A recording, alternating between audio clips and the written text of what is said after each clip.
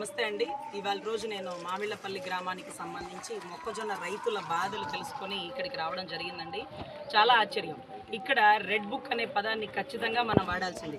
ఎందుకంటే రైతులు పాపం వాళ్ళ సరుకుని, అంటే మీకు తెలుసు సర్వసాధారణంగా ఎవరింట్లో వాళ్ళు అంగట్లో సరుకుని కాస్త ఎండబెట్టుకుంటారు, మంచి రేట్ వచ్చినప్పుడు దాన్ని సేల్ చేసుకుంటారు, లేదంటే ఇంట్లో ఎక్కడన్నా ఎలుకలు తినకుండా మళ్ళీ వాటిని జాగ్రత్త పరుచుకుంటారు. అలా కూడా అవకాశం లేని చిన్న చిన్న ఇళ్ళవాళ్ళు ఇక్కడ ఒక చిన్న గోడౌన్ లాంటిది కట్టుకొని, అది కూడా ట్రాక్టర్ డైరెక్ట్గా లోపలికి వెళ్ళిపోతుందన్న ఉద్దేశంతో ఇక్కడ ఒక 10 మందో 5-6 సంబంధించి కొన్ని బస్తాలు ఇక్కడ స్టోరేజ్ చేసుకున్నారండి. ఎందుకంటే మార్కెట్లు తెరవాల్సిన పరిస్థితుల్లో మార్కెట్లు తెరవట్ల.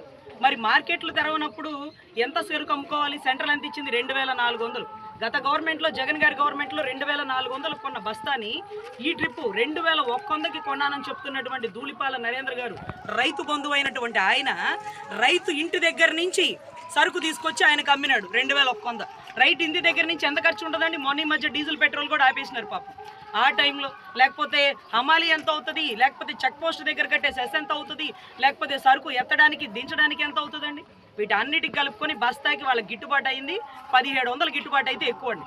సో 1700, అదే మార్కెట్కి ఇచ్చేస్తే 2400. అలా ఇవ్వకుండా కొన్ని లక్షల బస్తాలు ఆయన గోడౌన్లో పెట్టుకున్నారు. దేనికోసం? మొక్కజొన్న రైతుల మీద ప్రేమ కోసం కాదండి. ఆయన సంగం డైరీకి ముడి సరుకు కోసం పాపం కొనుక్కున్నారు.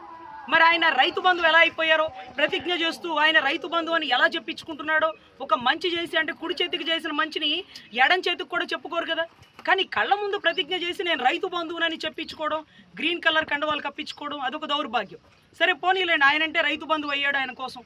మరి కుప్పం ఎమ్మెల్యే గారు, మంగళగిరి ఎమ్మెల్యే గారు, పిఠాపురం ఎమ్మెల్యే గారు, వీళ్ళందరూ ఎందుకు సరుకు కొనలా? అసలు మార్కెట్ సరుకు ఎందుకు తెరవలా? అంబటి మురళి గారు కలెక్టర్ ఆఫీస్ గేటు బయట ధర్నా పెడితే, మీ బోటి వాళ్ళు అందరూ కూర్చొని ధర్నా చేస్తే, అప్పుడు గౌరవ సీఎం గారు ఒక లెటర్ పైకి పెట్టినారు, మార్కెట్లో సరుకులు కొనట్లేదు, మీరు ఓపెన్ చేపిస్తారా ఏమన్నా అని. అంటే అంతకుముందు వరకు మీకు అక్కర్లేదా? రైతు ఏ పరిస్థితిలో ఉన్నాడో మీకు తెలుస్తుందా? ఈ ఆడ మనుషులు ఎవరైతే ఆడబిడ్డలు ఉన్నారో వీళ్ళట ఎవరండి పేరు?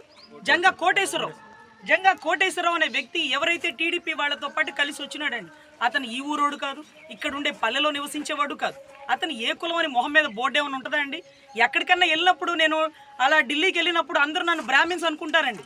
నేను ఏ కులమో కూడా చెప్పను, బ్రాహ్మిన్స్ అనుకుంటారు, ఊ కొడతా.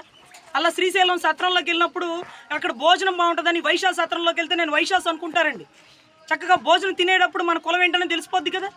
సో అక్కడ ఏ కులం అని ఎలా తెలిసింది? ఆటో వాళ్ళు వచ్చి, ఆటో అతనంట, అదేదో 30 కిలోమీటర్ల దూరంలో ఉండే ఊర్లో ఉండే ఒక ఆటో అతను సర్వసాధారణంగా టీడీపీ వాళ్ళతో పాటు వచ్చారు. వీళ్ళు మా సరుకు ఎందుకు తీసుకెళ్తున్నారు? ఇక్కడ మా సరుకు పెట్టుకున్నాం, ఇది అంబటి మురళి గారి గోడౌన్ కాదు, వీళ్ళు పలానా వాళ్ళ గోడౌన్, మేము నలుగురం పెట్టుకున్నాం, ఈ పక్క స్థలం ఎవరిది, ఆ పక్క స్థలం ఎవరిది, ఎంక్వైరీ చేసుకోండి అంటే గౌరవ ఎంఆర్ఓ గారు ఇప్పుడు చెప్పిన మాట, దయచేసి అది కూడా మీరు రికార్డ్ ప్లే చేద్దరు. కానీ ఆయన చెప్తున్నాడు, ఇది ల్యాండ్ ఆర్డర్ ఇష్యూ అయిందండి, దీనివల్ల ఇష్యూ అయిందని ఇది తీసేశారంట. అలా ఎలా చేస్తారు సార్? ఇప్పుడు లోపల సరుకు పాడైపోయింది, ఎంఆర్ఓ కడతాడా? తిని తినక అప్పు తెచ్చుకొని భార్యల మెడలో పుస్తల తాళ్ళు తాకట్టు పెట్టుకుని సెంట్రల్ గవర్నమెంట్ ఇచ్చే రేటు కోసం ఎదురు చూస్తూ 1600కు అమ్ముకోవడానికి మనసు రాక దాచిపెట్టుకున్నటువంటి రైతులు, మహిళలు అడ్డగిస్తే వాళ్ళని చొక్కాలు పట్టుకొని ఈడ్చుకుపోయి, చీరలు పట్టుకుని గుంజుకుపోతే మరి మీకు మానవత్వం తెలియట్లేదండి? మీరు ఎందుకు కొనట్లా? మార్కెట్లు ఎందుకు తెరవట్లా? అరే ఆయన ఎందుకు రైతు బంధువు అవ్వాల్సి వచ్చింది? ఆయనకేం అవసరం కొనడానికి? కొనిన ప్రతి ఓడు దళారే. స్టాకు గోడౌన్లో పెట్టుకున్నందుకే అంబటి మురళి నేరస్తుడిలాగా మీరు భావించినప్పుడు, ఈ గోడౌను నాది కాదు, ఆ సరుకు నాది కాదు, ఆ పక్కన ఒక ఖాళీ స్థలం, దాని పక్కన ఒక ఇల్లు ఉంది, అంటే ఒక వ్యక్తి మీద బురద జల్లడానికి మనం ఎలా అయినా జల్లేయచ్చు.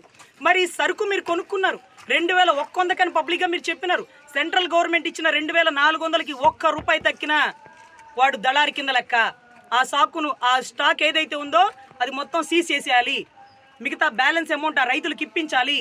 అది అనాథరైజ్డ్గా కొనుక్కోవడం, అది తప్పు, అది క్రైము. ఇది ఎవరు పట్టుకోవాలండి?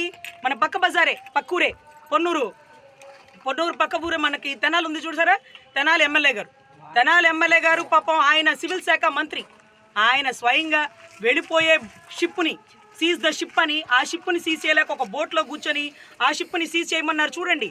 ఆ మాదిరిగా అక్కర్లా. ఇక్కడ సరుకు స్టాకు చాలా కనపడతా ఉంది ధూళిపాల నరేంద్ర గారి గోడౌన్లలో. ఈ స్టాకుని సీజ్ చేయాలి, ఇది సీజ్ చేయగల స్టాక్ ఇది. ఎందుకంటే సెంట్రల్ గవర్నమెంట్ ఇచ్చిన రేటుని కొనకపోగా 2100కి కొన్నానని పబ్లిక్గా ప్రతిజ్ఞ చేస్తూ ఒక సాధారణ ఎమ్మెల్యే, ఒక మినిస్టర్ కాని ఎమ్మెల్యే నేను రైతు బంధువునని ప్రజలతో గొప్పలు చెప్పించుకోవడం ఇది సమంజసమా? ఆయన రైతు బంధువు అయితే మిగతా ఎమ్మెల్యేలందరూ రైతు రాబంధువులా?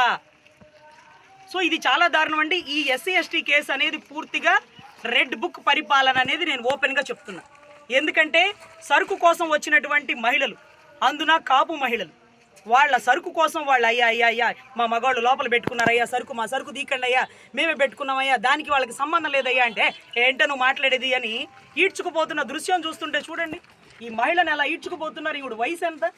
ఈవిడికి ఏదైనా హార్ట్ స్ట్రోక్ వస్తే, ఏమైనా కింద పడి చనిపోతే, గతంలో అమరావతిలో కూడా రైతు నా ఫ్లాట్ సింగపూర్ పక్కన రాలేదు, కాలువ పక్కన వచ్చిందని గర్జిస్తూ చనిపోయాడు కదా. రైతుల ఆవేదన, వాళ్ళు పడ్డ కష్టం. ఈరోజు కూడా ఇక్కడ మీటింగ్ ఉందంటే పొలంలో పనిచేసుకుని వచ్చినటువంటి మహిళలు, మీరు పిచ్చుకల మీద బ్రహ్మాస్త్రాలు వేయకండి. వీళ్ళందరూ మీకు ఓట్లు వేసిన వాళ్ళు కూడా ఉంటారు కదా. పోనీలే పాలన మారుతుంది, కూటమి పరిపాలన కావాలని మిమ్మల్ని నమ్మిన ఓటేసినటువంటి కాపులు ఎంతమంది ఉన్నారు తెలుసా అండి? ధూళిపాళ నరేంద్ర గారు చిట్ట చివరిలో పవన్ కళ్యాణ్ గారిని పిలిపించి ప్రచారం